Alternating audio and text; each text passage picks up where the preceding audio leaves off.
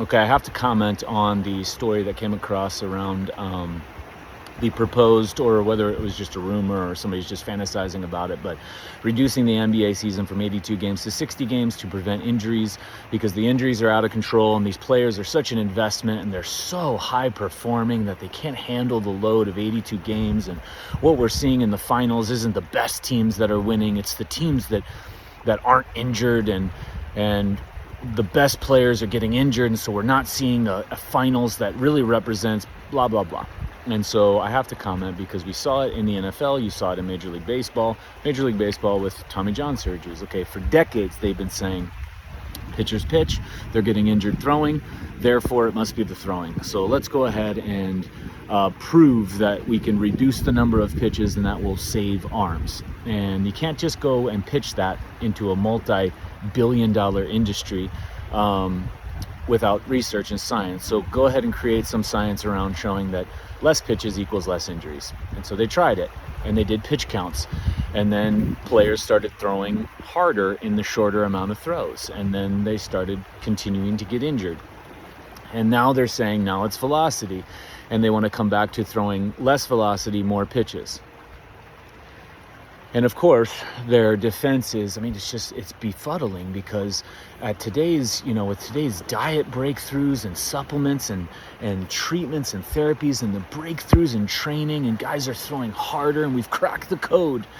They're saying the same thing in the NBA, that with the way the diets are performed, with nutrition breakthroughs, with advancements in recovery techniques and treatments and therapies, and this radical, the players are so big and so strong and so powerful, they just can't, it's so crazy, it's so strange that they would be getting injured.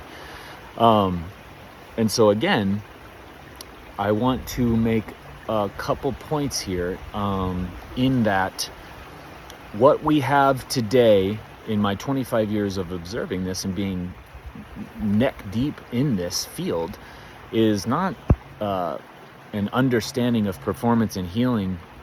It's a create certain traits to express at the highest level at the expense of everything human, meaning control nourishment, control training, control recovery, control sleep, control any signs of any kind of breakdowns, and fix them early on. Disconnect the human, don't even consider the human or the individual, just get everybody to increase arm speed, jumping speed, jumping height, power, and whatever it is. And so now what we have are big, explosive, accelerating, and lean, but no understanding. If you ask these individuals, hey, why do you think you got injured? The individual would be sitting there and be like, I don't have any idea. Where what it needs to be is, if we have a full understanding of how the body works within performance and healing, the individual would go, of course I got injured. I had signs going for 4 years, and I was discounting them with this, and this, and I did this, and I threw this, and I ignored this, and I had to shut off this. Of course I got injured. Of course I tore my Achilles. Of course I pulled my muscle. Of course I tore my ligament. Of course. Now they're not confused or upset or looking to an organization to save them, and that's the problem, is that we're not going into these individuals to understanding themselves. We're going into broader organizations to save, to change a variable to save. We're doing it now, since pro sports seems to be the gold standard that everybody's measuring off of, because they have all this money and all this science and all this tech and all this breakthrough. Now we're applying that into the general field. And so what are we having? We're just train above everything, nourish against everything, prevent, cure, fix, treat, therapy, hack, no, test. And as I've said, we have more knowledge of certain things, but we don't have an understanding of what's going on. If we had an understanding, we would stop saying that we broke the code to human performance, because breaking the code to human performance means that you understand how you throw hard. You also understand when you get injured, because injuries are a certainty. Symptoms are a certainty. If you are alive, you are having symptoms. That's the point. But the person will go, yeah, I know exactly what to do next. That's the code.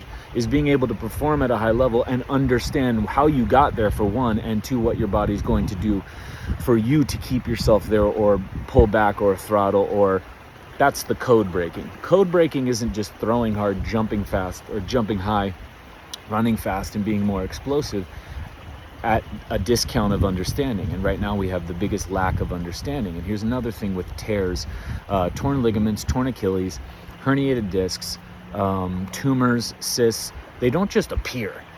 You can't just herniate a disc. It's been there for decades. An Achilles rupture, body's not going to go to that first. That wouldn't be a good design for it to just rupture an Achilles first.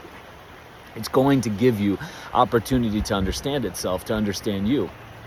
So there's years and years and years of sensations, years and years and years of symptoms, years and years and years of clues, years and years and years of conversations. But here's what we have today now more than ever, and this is one of the biggest rules we are breaking, is the number of treatments and therapies to fix, cure, remedy, or prevent swelling, inflammation, pain, limping, scar tissue, weakness, even soreness. We go in low energy, we go in and treat and therapy to the greatest level. We have more access to treatments and therapies now, which means we have more opportunities to disconnect the human from themselves. We have more opportunities to mask and hide symptoms, even if it's not medication. We have more opportunities getting in the way of this conversation, meaning this understanding, meaning this level of trust between the person and the person's body, that all of a sudden, when an absolute eruption occurs, we're just like, I don't understand. Where if you sit and have a 2-minute conversation with that person, you can see, oh, this. Okay, what do I do?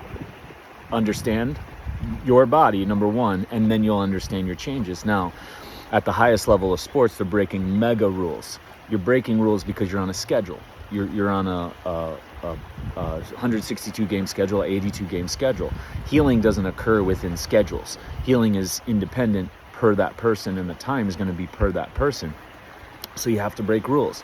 You are choosing to break rules, and therefore you're going to maximize all these other areas of your body and acknowledge that you're breaking rules, so that then when body responds beautifully with a rupture or something, you go, oh yeah, of course it tore.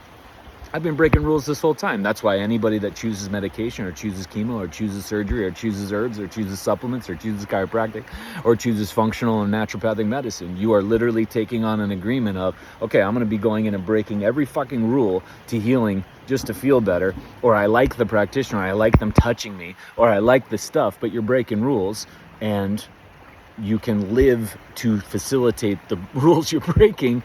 But then when the body responds beautifully with something more grandiose, you aren't going to be, oh God, I don't understand why. I mean, I was seeing a chiro, I was doing body work, I was taking chemo, I had a surgery to cut all this stuff out. You are under the obligation and responsibility that you are owning, that you are breaking every rule known to human by blocking symptom, by hiding the guidance, by shooting the messenger, and then wondering why you're lost, or wondering why you're trying to be saved in the forest, instead of you body knowing exactly where you are. You just don't know your next step, which you never will. Each step is going to be blind. So watch this. If they reduce 82 games to 60, the number of injuries will get even more, because again, as I've said, you lowered the standard that the human was preparing to perform at. They couldn't handle 82. They're definitely going to lower it again to not be able to handle 60. It'll just keep going. Same thing with baseball till it cycles back around. That it'll be, oh, maybe we can't, perform and prepare at this level. But again, until the individual is considered,